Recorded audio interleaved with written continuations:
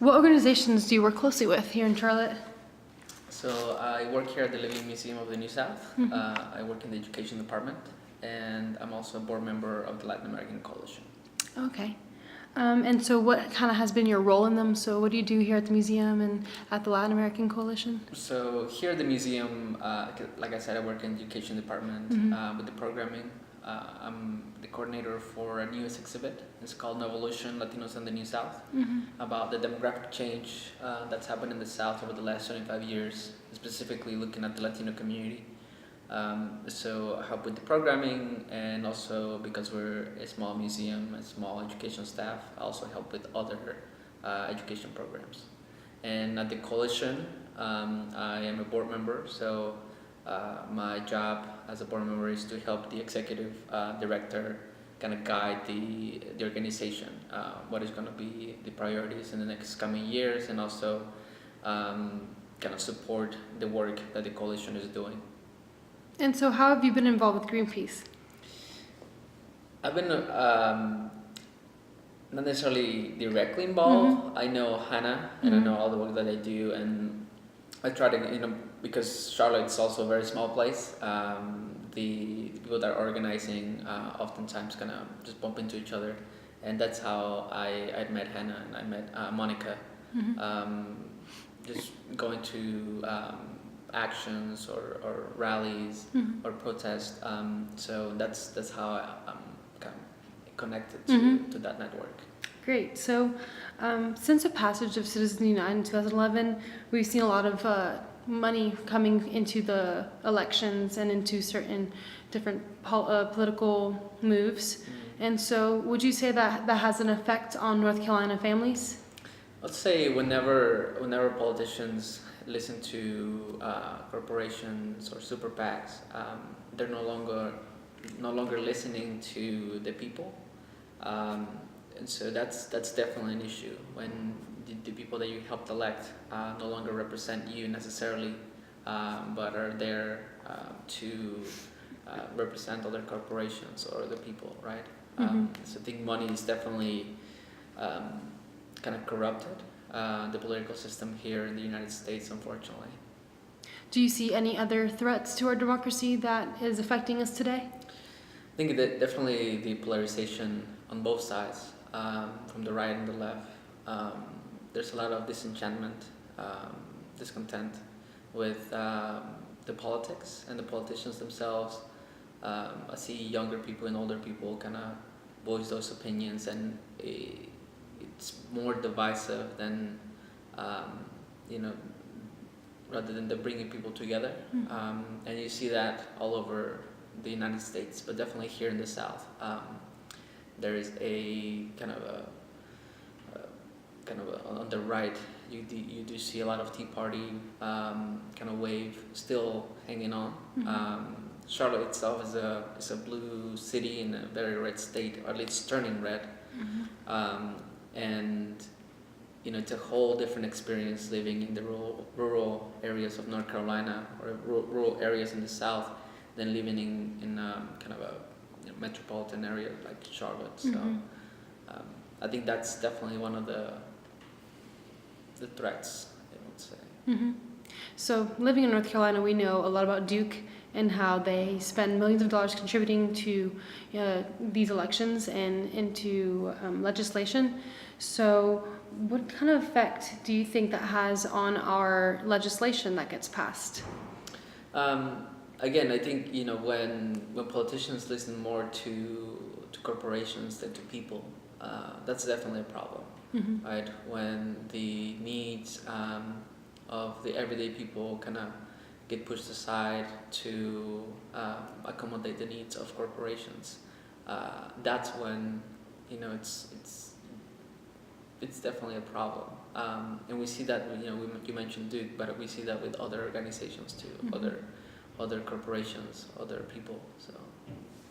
So with McCrory as our governor right now, has there been any legislation that have you felt personally affected by, or you see that there's a lot of talk about these different policies getting passed?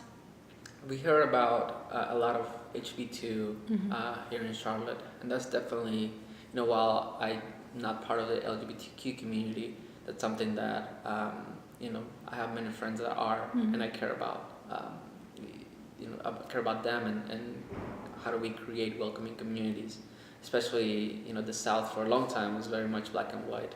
There was not a lot of diversity, but now it's changed, and so you see that politicians and political parties are sometimes not very open to creating these laws that are more welcoming. So that's just one of the laws, but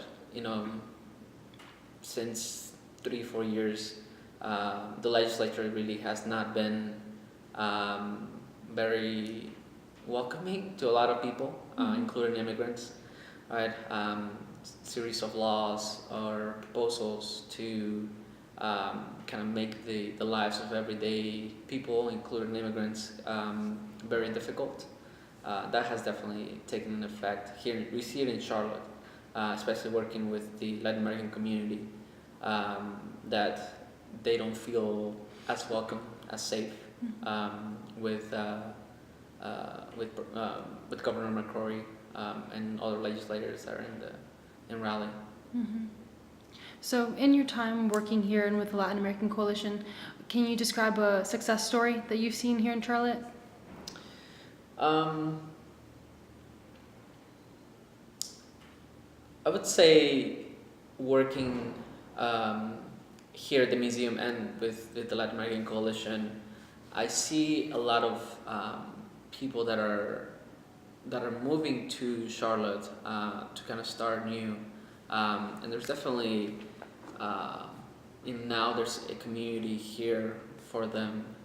There's support networks. There's people that they can turn to. A lot of the work that the coalition does is provide services and kind of direct people to places where they can go to get help. I've seen people struggle with these businesses, and the coalition provides them with classes to either to create their business or to make their business stronger. But we also, not everything is going great here in Charlotte.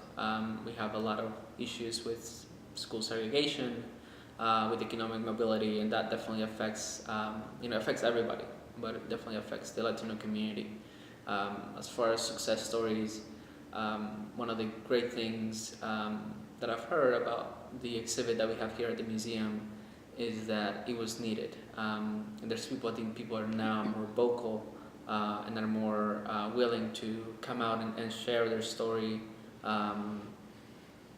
But there's still a long way to go, I think, in order to make Charlotte and North Carolina a more welcoming place, a place where everybody has an opportunity to kind of move up and have that social mobility or economic mobility that at this moment unfortunately doesn't exist. And so what do you think that just North Carolina residents themselves can do to possibly get that representation and get their voices heard for the government? Well, one of the issues that we faced is this whole issue with gerrymandering, that unfortunately the legislature at the moment it's very conservative, and it's not very welcoming to a lot of people, as I mentioned before, especially immigrants. And in order to make it a more representative legislature, I think some districts need to be withdrawn.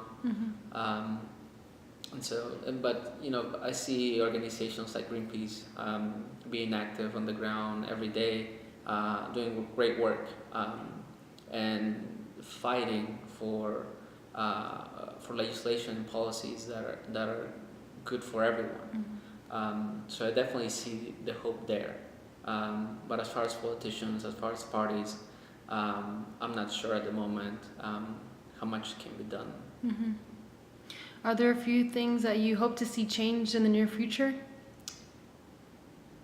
I hope that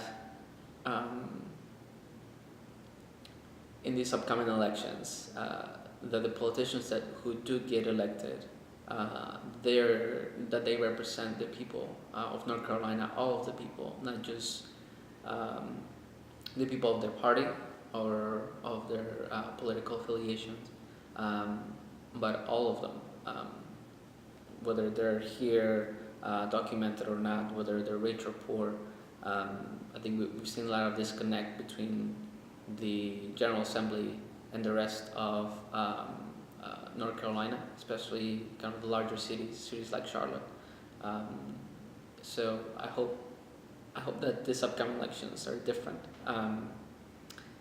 So that's, I don't know. I don't know how hopeful I am. Yeah. But it's hard to be hopeful in the South at the moment. Yeah. But you have to have hope if you're going to go for it. So Thank you so much. thank you.